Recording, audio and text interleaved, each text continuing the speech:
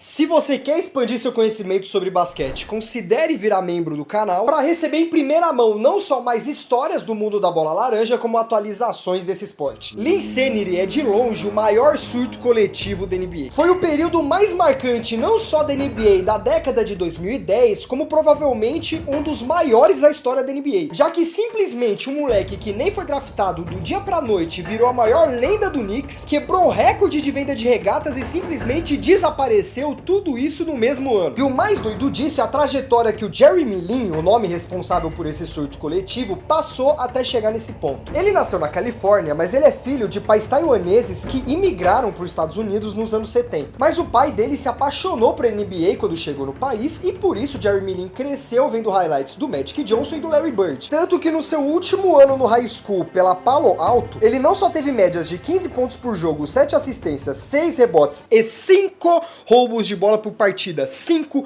roubos de bola por partida. Como também nessa temporada dele, a escola quebrou um recorde de 32 vitórias para somente uma derrota, conquistaram um campeonato estadual em cima da Mater Dei, que tinha uma equipe tão boa que estava nos rankings nacionais e terminou com 2 nomeações para o time ideal de Califórnia e jogador do ano da divisão 2 do norte da Califórnia. E tendo essas médias impressionantes no ensino médio, nenhuma faculdade da divisão 1 apresentou uma única proposta para ele jogar no universitário. Para arriscar uma vaga, o Jeremy Lin teve que montar um DVD com os highlights, mandar para as universidades e todas que aceitaram receber Jeremy Lin não ofereceram bolsa de atleta. Então, já que ele não conseguia bolsa por nenhuma universidade, ele decidiu jogar em Harvard mesmo, até porque o GPA no ensino médio, que vai de 0 até 5 nos Estados Unidos, do Jeremy Lin era 4.2, e só em Harvard ele mostrou no nível universitário o quanto as faculdades estavam erradas, já que no seu último ano não só ele fez 16.4 pontos por jogo, 4.4 rebotes, 4.5 assistências e 2.4 roubos de bola por jogo, como nessa mesma temporada de linha, Harvard teve um novo recorde de 21 vitórias e 8 derrotas na temporada, se tornou o primeiro jogador da Ivy League, onde jogava Harvard, a registrar pelo menos 1.450 pontos, 450 rebotes, 400 assistências e 200 roubos de bola, recebendo indicações para os prêmios John Wooden e Bob Cousy, além de marcar 30 pontos, 9 rebotes, 3 assistências, 3 roubos de bola e 2 bloqueios contra o time de Yukon, que tinha nada mais nada menos que Kemba Walker, um dos armadores mais hypados da classe dele. Já falamos deles no canal. Porém, quando chegou sua vez de entrar na NBA, mais uma vez, nenhum time chamou ele para o draft de 2010. Ele já tinha provado ter talento, ele já tinha provado ser um grande defensor, ele já tinha provado contra nomes que entraram na NBA, que podia sim ser um jogador para pelo menos estar na rotação, mas ele não era estadunidense de verdade. O próprio Daryl Morey, que foi GM de vários times da NBA, o maior parceiro do James Harden antes deles brigarem, no auge do Rockets ainda, disse que atualmente, principalmente com a NBA cada vez mais internacional, era para ele aparecer pelo menos como a 15ª escolha do draft, e mesmo assim em nenhum round ele foi chamado. Por sorte, em julho de 2010 ele assinou com o Golden State Warriors, já que o dono do Golden State Warriors conseguiu reconhecer um talento que ele tinha, porém o Warriors não era a dinastia que eles foram com Curry na época, porém ele jogou menos de 10 minutos por partida, aparecendo em menos de 30 jogos, logo em uma temporada que tem 82, nem preciso dizer o porquê ele chegou a ser rebaixado para D-League, e quando teve o lockout de 2011, que foi a greve que encurtou a temporada, cortaram logo o Jeremy Lin para liberar espaço na folha salarial, sendo contratado pelo Houston Rockets, porém que se resumiu a 2 jogos de pré-temporada. A sua última chance apareceu no final de dezembro de 2011, onde o New York Knicks contratou ele, porém o contrato dele era tão instável para morar em Nova York, que ele precisou dormir no sofá do companheiro de time Landry Fields. O que ele não esperava é que aquele mesmo sofá seria o final do desconforto da sua carreira na NBA. O Knicks, nesse momento, além de perder 11 dos últimos 13 jogos, estar sem Baron Davis por lesão, estar sem Carmelo Anthony por lesão, estar sem Amari Stoudemire por lesão, Mike D'Antoni, de todos os absurdos que ele já fez na sua carreira, pelo menos dessa vez acertou sem saber em colocar Jeremy Lin finalmente jogando em tempo de atleta, atuando por 36 minutos contra o New Jersey Nets. Precisando que Jeremy Lin atuasse justamente como uma das imagens da equipe, já que ele não tinha mais ninguém para contar, Lin solta contra os Nets na sua primeira participação de verdade da NBA,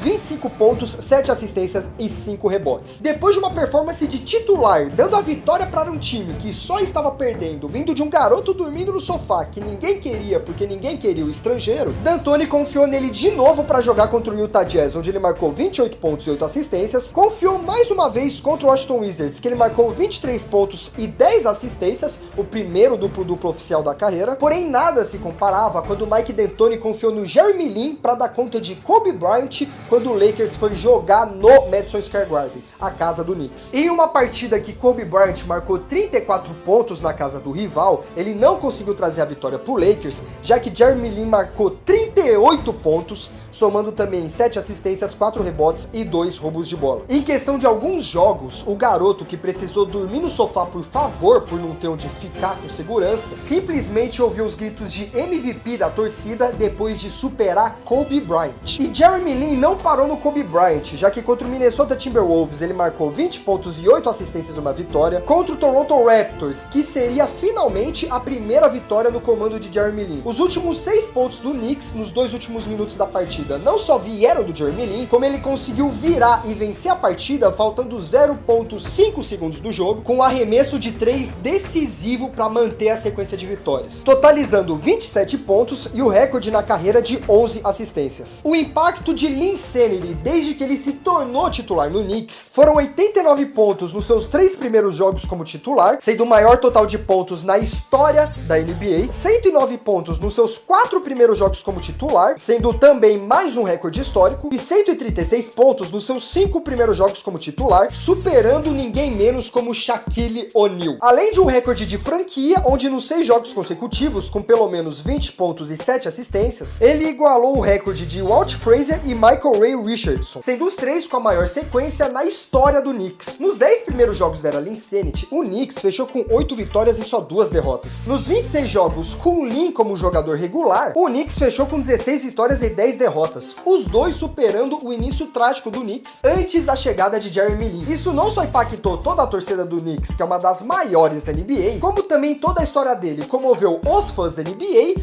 e a China. Nessa temporada, a venda de merchan do Knicks subiu 200% comparado ao ano anterior. A partir de 4 de fevereiro, a camisa 17 de Jeremy Lin se tornou a mais vendida da NBA e Linsanity superou Kobe Bryant, LeBron James e o seu companheiro Carmelo Anthony, figura história do Knicks, na venda de regatas, perdendo somente aquele ano para Derrick Rose. E é triste ver que a decadência dos dois aconteceu tão rápido. Obviamente que não ia ser exceção para Jeremy Lin, que um time com tantos grandes talentos iria ter algum conflito interno em algum momento, já que no auge do Linsanity, Mike D'Antoni tinha que afetar no jogo tanto de Carmelo Anthony quanto de Stoudemire. Carmelo Anthony teria que jogar no ala pivô, power forward, uma posição que ele nunca quis jogar, e Amar'e Stoudemire, que não só era titular, como também era um dos pivôs mais populares da época, teria que vir do banco, o que obviamente ele recusou. Quando o Carmelo Anthony retornou, o Knicks começou a perder, sendo uma sequência de só 2 vitórias para 6 derrotas, e já que Mike D'Antoni estava vendo que a situação estava ficando crítica internamente, ele renunciou o cargo de coach. 10 dias depois do Mike D'Antoni renunciar, Jeremy Lin descobriu uma ruptura crônica de menisco no joelho esquerdo, o que fez ele ter que passar por uma cirurgia que acabou encerrando sua temporada. O que salvava Jeremy Lin é que ele era um agente restrito na pós-temporada, então o Knicks poderia igualar qualquer oferta que fizesse a Linsanity se manter no seu time, o que era meio óbvio que eles iriam cobrir a oferta do Houston Rockets, que ofereceu para Lin durante 3 anos 25 milhões. Porém, o que eles não sabiam até então é que o terceiro ano do Jeremy Lin deveria ser de 14,9 milhões. E isso custaria pro Knicks 40 milhões acima do teto salarial. O Jeremy Lin até pediu pro Rockets abaixar a oferta, porque no caso o Knicks só poderia igualar, eles não poderiam oferecer menos que o contrato, porque isso quer ser um agente livre restrito. Mas quando o agente do Lin conversou com o pessoal do Houston Rockets, o pessoal do Rockets aumentou a proposta ao invés de diminuir.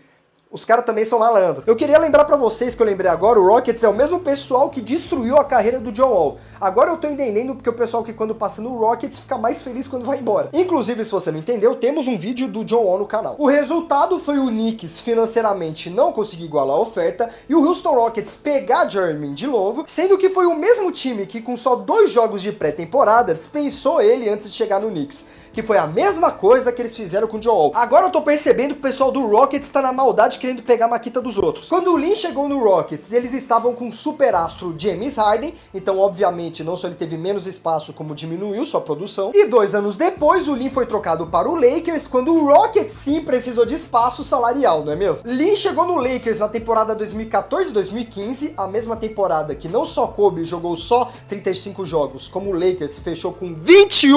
vitórias e 61 derrotas, uma das piores na história da franquia, pulando mais uma vez de time, indo parar no Charlotte Hornets na temporada seguinte, o time que tinha Kemba Walker, que era justamente quem Jeremy Lin superou quando ele jogou contra UConn, porém atuando como reserva justamente do Kemba Walker, ele só foi se destacar quando ele se machucou, partindo para 35 pontos logo quando foi lhe dado mais espaço para ele. Nos playoffs ele se tornou o terceiro maior pontuador da equipe e sendo reserva do Kemba Walker a maior parte do tempo, ele fechou a temporada com 11.7 pontos por jogo, 3.2 rebotes e 3 assistências, jogando 78 partidas. O encerramento final dessa decadência pós-era Linsanity foi quando ele assinou com o Brooklyn Nets, que foi justamente na sua estreia pelo time que ele sofreu a lesão mais devastadora que qualquer atleta poderia sentir. Ele já caiu no chão sentindo que algo estava errado no joelho, ao ponto de só segundos depois na transmissão você vê que ele começa a chorar falando a palavra acabou, acabou. Com a ruptura do tendão patelar, não só ele perdeu toda a temporada, como ele perdeu todo o jogo que ele tinha dinâmico como armador, e depois dessa lesão, o final da sua carreira acabou justamente no Toronto Raptors, onde o homem que já se tornou o cara que vendeu mais regatas do que LeBron James e salvou o New York Knicks do colapso, também se encontrava em uma sequência de 17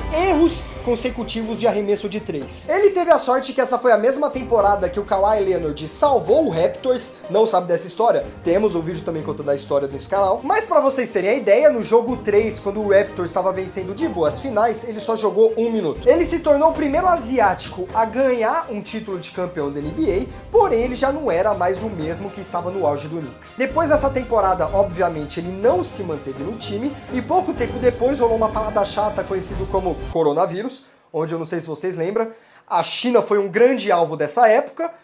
e o Jeremy Lin é descendente de chinês, e com a mistura de decadência com ataques xenofóbicos, em 2023, Jeremy Lin estava jogando em Taiwan, junto com seu irmão, sendo não só campeão, como também MVP da temporada regular e MVP das finais, com 22 pontos por jogo, 5.4 rebotes, 6 assistências e 1.9 roubos de bola. Jeremy Lin já está aposentado do basquete em geral, não só da NBA, porém ele deixa uma história marcante, não só de um moleque que mesmo tendo talento, precisou enfrentar xenofobia, mesmo tendo a qualidade para ter boas oportunidades,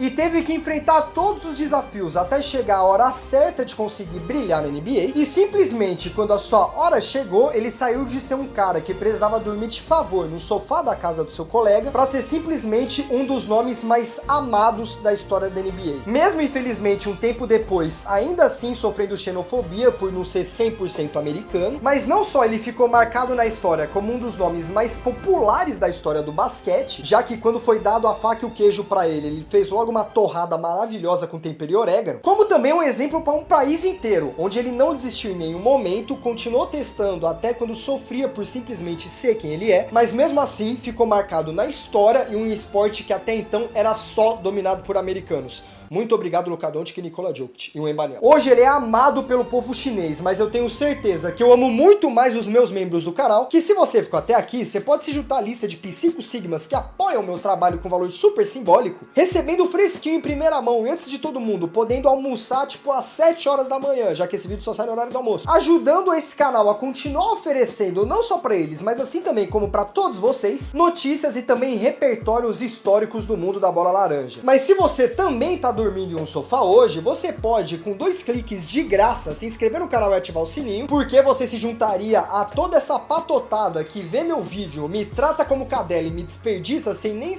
dar like nesse canal, sendo que você pode fazer isso de graça. É só você não querer ser uma pessoa ruim. É fácil. Comente Jeremias se você ficou até aqui, curioso que esse seria o nome dele se ele fosse brasileiro, e comenta se você presenciou Linsanity acontecendo. Eu lembro de ter pego mais a parte que ele já tava no Lakers, mas essa é facilmente uma das histórias mais absurdas que aconteceu na NBA, até pelo curto período que ela aconteceu, logo pela desgraça do New York Knicks. E comenta também se tem outra história absurda ou tão louca quanto essa do Linsanity pra eu poder trazer trazer no canal. Já tem vários temas que vocês comentaram e eu trouxe aqui no canal pra vocês. E se você gostou de expandir seu repertório ou lembrar de histórias icônicas da NBA, esse é o último vídeo doc do canal, um estilo de edição, narrativa e de expandir seu repertório igual esse vídeo aqui. Mas se você quer uma coisa mais leve, descontraída, palpite e ser regimentado por mim com atualizações do mundo do basquete, esse é o último vídeo que temos no canal. Muito obrigado por você ficou até aqui, eu sou o PsicoABC, beba água e tchau!